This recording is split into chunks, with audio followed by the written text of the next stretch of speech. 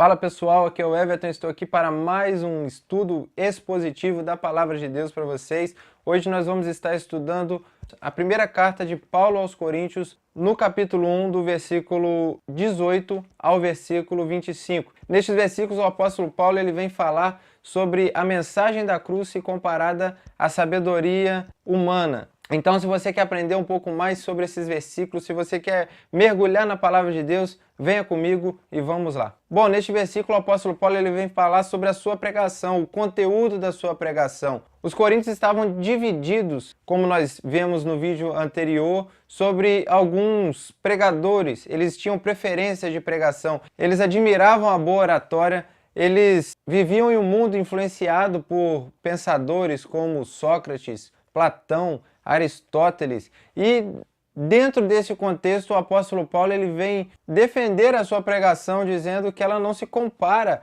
aos ensinos destes homens. Na verdade, a sua pregação para eles é considerada loucura. É o que ele já começa falando no versículo 18. Vamos ler lá, diz assim: certamente a palavra da cruz é loucura para os que se perdem. Aqui ele vem dizendo que a palavra da cruz, a mensagem da cruz, ela é na verdade loucura para as pessoas que se perdem. Quando ele diz os que se perdem, ele está dizendo aquelas pessoas que ainda não nasceram de novo, aquelas pessoas que ainda não foram regeneradas pelo poder de Deus. São pessoas que ainda estão cegas pela sua própria natureza, porque a própria natureza humana, ela nos cega. Então essas pessoas, elas se perdem, é como se elas estivessem com os olhos vendados, caminhando em direção ao abismo. Elas estão se perdendo, elas não conseguem ver, elas não conseguem ouvir a mensagem da cruz, muito menos entender o seu conteúdo. E ele vem dizer que para essas pessoas que se perdem, que ainda não têm o conhecimento do mundo espiritual, para essas pessoas a mensagem da cruz é loucura. Os gregos eles escarneciam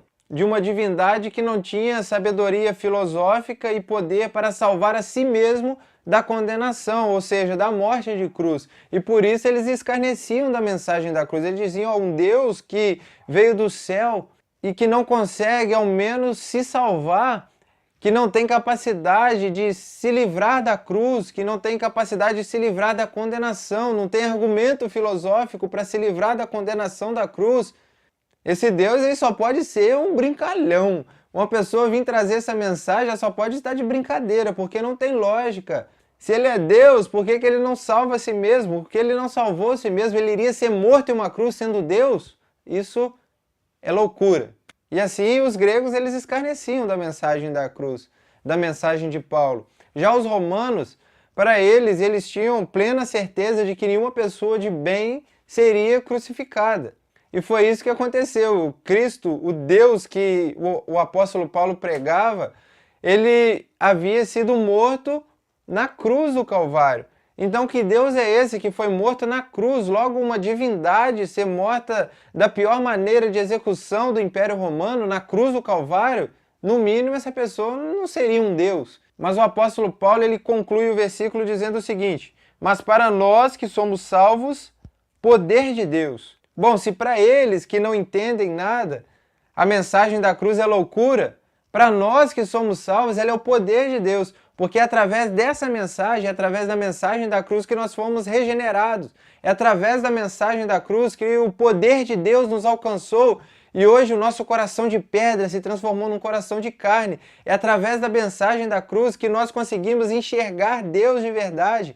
Nós podemos ver Deus no mundo, nós podemos ver Deus em nossas vidas. Aquelas atitudes erradas que nós tínhamos, agora foi mudada, fomos transformados pelo poder dessa palavra, dessa mensagem da cruz, desse Deus que se entregou na cruz do Calvário e morreu por nós. Através desse Deus nós fomos transformados.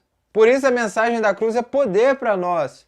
Enquanto os gentios acham ela loucura, nós entendemos que ela é o verdadeiro poder de Deus. E no 19 ele diz o seguinte: pois está escrito, destruirei a sabedoria dos sábios e aniquilarei a inteligência dos instruídos. Aqui ele faz uma citação de Isaías 24, versículo 19, onde Deus ele exorta e corrige os sábios de Judá, porque eles estavam querendo fazer um acordo com o Egito por uma ameaça que havia acontecido de Senaqueribe, rei da Síria, então no tal momento. E o apóstolo Paulo ele usa esse versículo para comparar o que Deus ia fazer com a sabedoria do mundo. Na verdade, ele vai aniquilar a sabedoria do mundo, porque a sabedoria do mundo não é nada perto da sabedoria dele. Aí no versículo 20, o apóstolo Paulo ele diz o seguinte: onde está o sábio?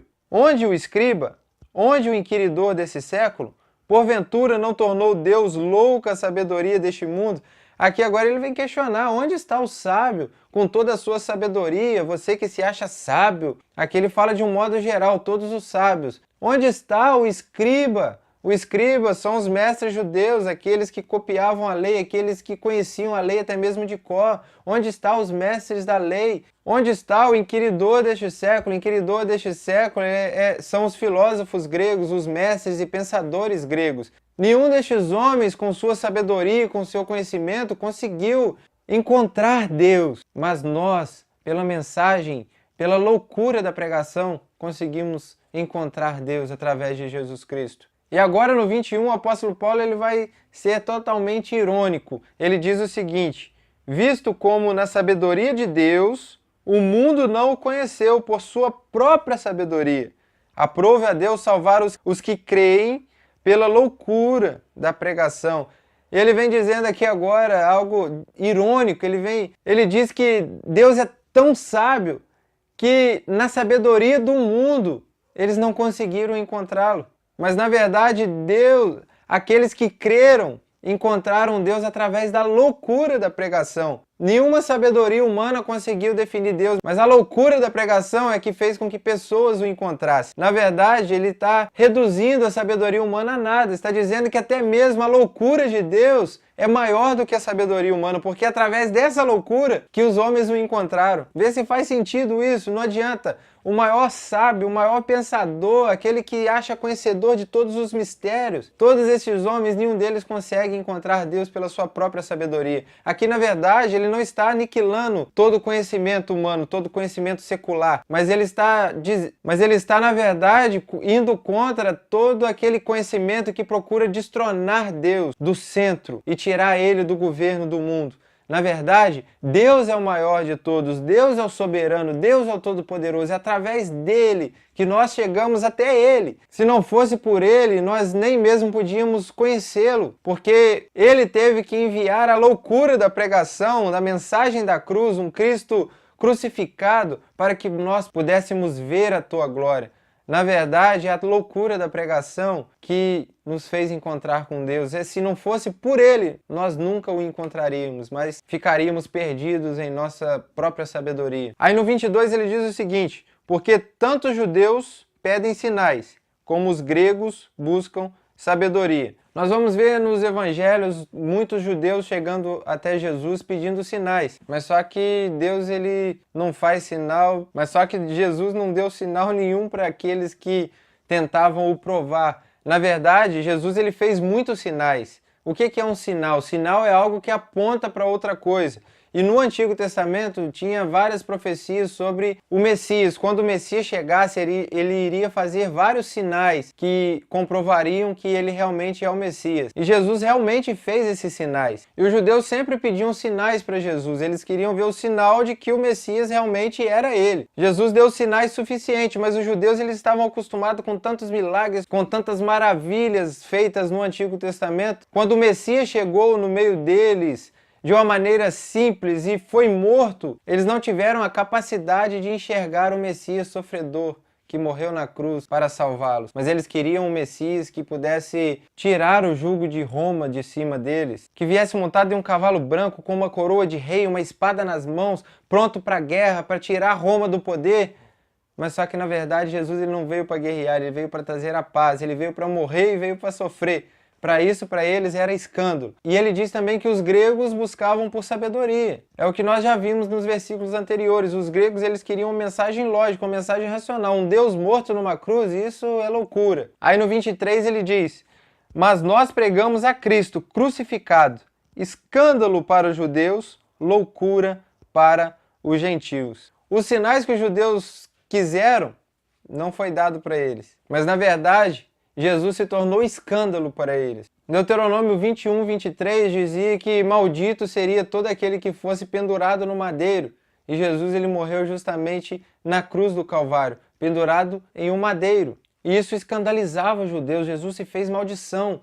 Na verdade, ele se fez maldição por nós. Quem deveria estar pendurado naquele madeiro seria todos nós, cada um de nós, porque nós merecíamos aquela morte. E Jesus veio e morreu em nosso lugar, ele se entregou por nós. A sabedoria de Deus é muito mais além da nossa sabedoria. Quem era para estar pendurado lá éramos nós. Mas só que ele veio, se entregou e morreu em nosso lugar para que hoje nós pudéssemos ter vida. E os judeus não conseguiam entender isso, não conseguiam entender que eles eram pecadores, que alguém precisava morrer, que o cordeiro que eles tanto matavam precisava morrer definitivamente. E Jesus é o Cordeiro de Deus que tira o pecado do mundo. E eles não entenderam essa mensagem. Na verdade, eles se escandalizavam com essa mensagem. E os gregos buscavam por sabedoria. Mas na verdade eles tiveram a loucura da pregação. Um Deus que veio do céu e morreu. Mas no 24 ele diz o seguinte: mas para os que foram chamados, tanto judeus como gregos, pregamos a Cristo, poder de Deus e sabedoria de Deus. Na verdade, para todos aqueles que foram chamados, porque tiveram muitos judeus chamados à salvação, tiveram muitos gregos chamados à salvação, muitos desses tiveram seus olhos abertos por Deus. E para essas pessoas e para nós, Jesus Cristo ele é o poder de Deus e a sabedoria de Deus. E através desse poder de Deus, somos salvos hoje, podemos encontrar com Deus, podemos estar na presença de Deus por causa do poder e da sabedoria de Deus, que é Jesus Cristo. Escândalo para os judeus e loucura para os gentios. Aí no 25 ele conclui da seguinte forma: porque a loucura de Deus é mais sábia do que os homens, e a fraqueza de Deus é mais forte do que os homens. Então ele vem dizendo aqui, para encerrar,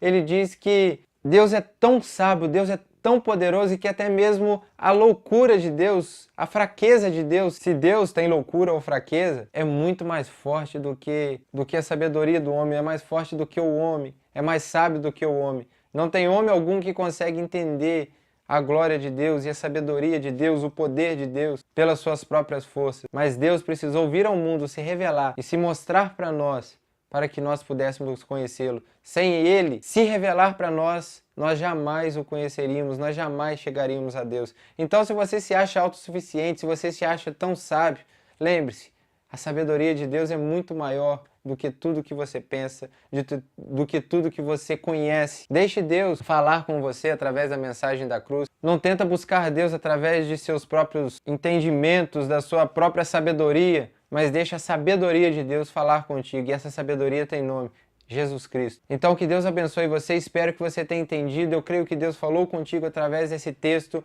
assim como também falou comigo. Eu te espero no próximo vídeo. Um grande abraço, que Deus abençoe você.